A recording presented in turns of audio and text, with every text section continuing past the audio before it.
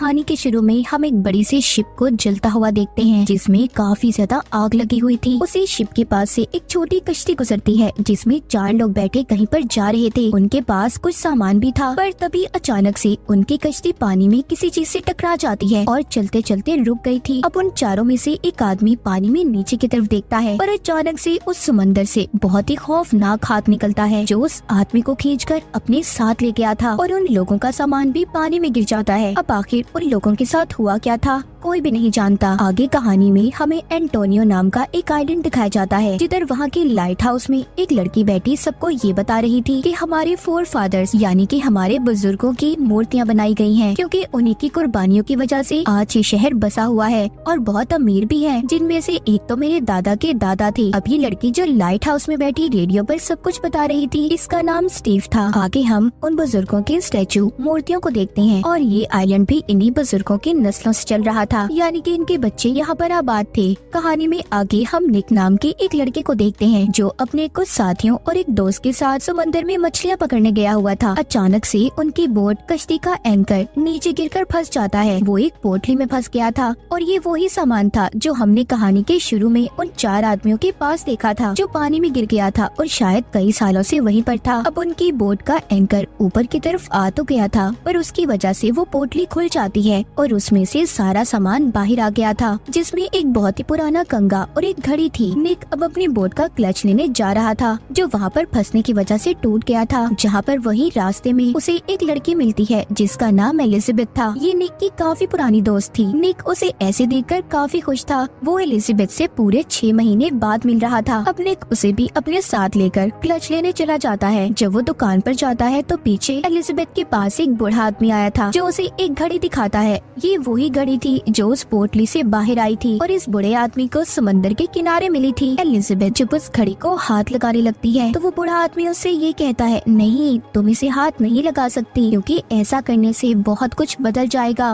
मगर फिर भी एलिजाबेथ उस घड़ी को हाथ में ले लेती है जिससे ऐसा करने से वो घड़ी जो कई सालों से बंद थी वो चलने लगी थी। वो उस घड़ी पर एक तराजू के निशान को भी देखती है। तभी वहाँ पर निक भी अपना काम खत्म करके वापिस आ जाता है। उसे देखकर बूढ़ा आदमी वहाँ से चला गया था। ये दोनों भी वहाँ से चले जाते हैं। इसके बाद हमें स्टीव को दिखाया जाता है जिसको उसके दोस्त का फोन आया था। वो भी इसी की तरह लाइट हाउस में काम किया करता था। वो स्टीव को बताता है कि मैंने अभी रडार में ये देखा है कि एक बहुत ही गहरी फोक धुंध कोहरा हमारे आइलैंड की तरफ आ रहा है। जिसे सुनकर स्टीव काफी हैरान थी। उधर निक भी एलिजाबेथ को लेकर उसके घर जा रहा था। तभी अचानक से कोई चीज उनकी गाड़ी से आकर टकराती है जिससे उनकी गाड़ी के शीशे टूट गए थे। ऐसा भयानक एक्सीडेंट देखकर दोनों डर जाते हैं। तभी उधर उनके पास एक फादर आए थे जो ये कहकर वहाँ से चले जाते हैं खून के बदले खून होगा। वो दोनों उनकी ये बातें सुनकर अब ज्यादा डर गए थे। एलिजाबेथ भी अपने मॉम के घर आ जाती है। उसे देखकर पहले तो उसकी मॉम काफी खुश थी, पर बाद में वो उससे ये कहती है कि आने से पहले तुम्हें मुझे बताना चाहिए था। ये सुनकर एलिजाबेथ को गुस्सा आ गया था। वो अपनी मॉम का घर छोड़कर बाहर आ जाती है जहाँ पर अभी भी निक खड़ा था। वो जब उसको ऐसे देखता है तो उसे इस बात का अंदाजा हो गया था कि उसकी मॉम की इसके साथ लड़ाई हुई है, इसीलिए वो एलिजाबेथ को लेकर अपने घर आ गया था। रात को ये दोनों सो रहे थे तो अचानक से एलिजाबेथ डरकर उठ जाती है। उसे एक बहुत ही डरावना सपना आया था जिसमें वो खुद को पानी में डूबते हुए देखती है और कुछ लोगों को जलता हुआ। यहाँ पर ये पता चलता है कि ये सपने एलिजाबेथ को हमेशा आया करते थे। अब वो उठकर अपने कंप्यूटर पर उसी निशान के बारे में सर्च करती है जो उसने घड़ी पर बना हुआ देखा था, एक तराजू का निशान, क्योंकि वो अब उसके सपनों में भी आने लगा था। तभी उसका कंप्यूटर अचानक से बंद हो जाता है। उसके ऊपर छत से पानी की बूंदें टपकने लगती हैं। एलिजाबेथ जब ऊपर देखती है तो उसे भीगे हुए पाँव के निशान नजर आते हैं। ऐसा लग रहा था कि जैसे छत पर कोई उल्टा चला हो। ये उन निशानों का पीछा करती बाहर आ गई थी जहाँ पर बहुत सारी फोक थी।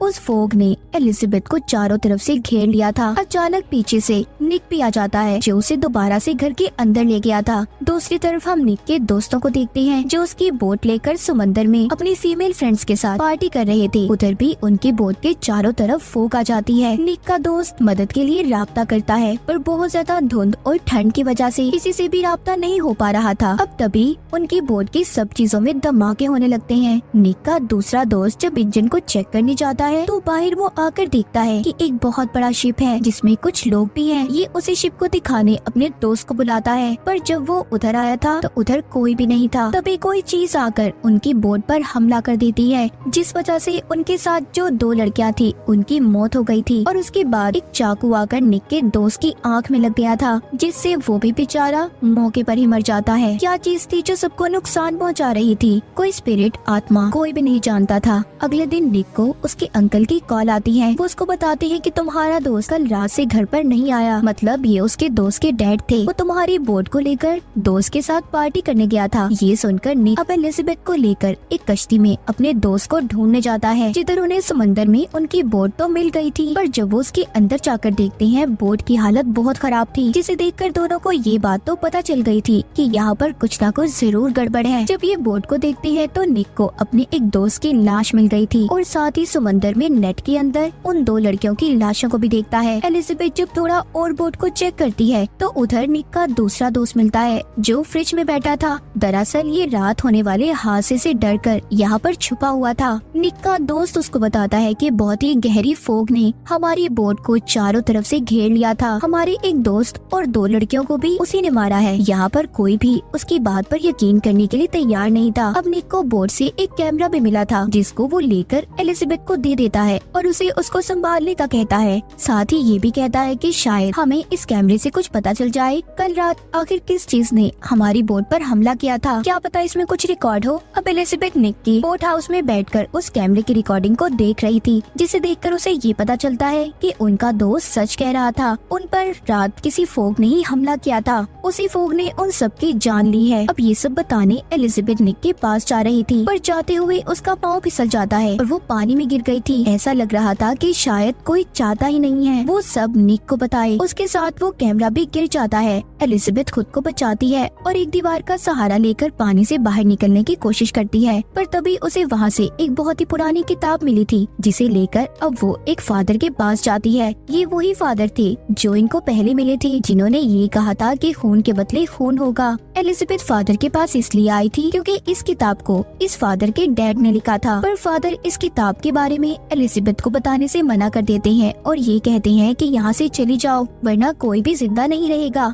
एलिजाबेथ को फादर की बातें बहुत अजीब लगती हैं, इसलिए वो अब इस किताब को लेकर निक के पास जाती है। ये दोनों मिलकर उस किताब को पढ़ते हैं, जिससे इन्हें ये पता चलता है कि उनके बुजुर्गों ने बहुत से मासूम लोगों की जानों को लेकर इस शहर को बसाया था। दरअसल एक आइलैंड था जिसको कारोबार के लिए बहुत बड़ा आइलैंड माना जाता था, जहाँ के लोग बहुत ही अमीर और पैसे वाले थे, पर एक बीमारी के फैलने की वजह से वो आइलैंड बर्बाद हो गया। अब उधर बस कुछ ही लोग बचे थे। वो अपनी शिप को लेकर एंटोनियो यानी कि जिस आइलैंड पर अब ये रह रही थी इसी की तरफ रवाना हुए। उस शिप का जो लीडर था वो इस आइलैंड के लोगों से जमीन खरीदने का कॉन्ट्रैक्ट करता है, ताकि वो अपने बचे हुए लोगों को यहाँ पर आराम से लेकर रह सके। पर यहाँ पर रहने वाले लोगों ने उस लीडर को धोखा दिया। उन्होंने उसकी सारी धन दौलत को लूट लिया और उसके शिप में जितने भी लोग थे सबको बंद करके आग लगा दी। और यही वो सीन था जो हमने कहानी के शुरू में शिप को जलते हुए देखा था। उसी शिप में जलने वाले लोगों की आत्माएं अब यहाँ पर वापस आ गई हैं और यहाँ पर रहने वाले लोगों से बदला लेना चाहती हैं। इसके बाद हम स्टीव को देखते हैं। जब वो लाइट हाउस में थी वहाँ पर उस कमरे में आग लग जाती है, जिसको इसका बेटा समंदर के किनारे से लाया था। स्टीव उस आग को बुझाती है, तभी दीवार पर उसी तराजू का निशान बन गया था जो घड़ी और कंगे पर था। अब ये अपने बेटे को कॉल करती है और ये कहती है कि आइंदा तुम समंदर से कोई भी चीज उठाकर घर पर नहीं लाओगे।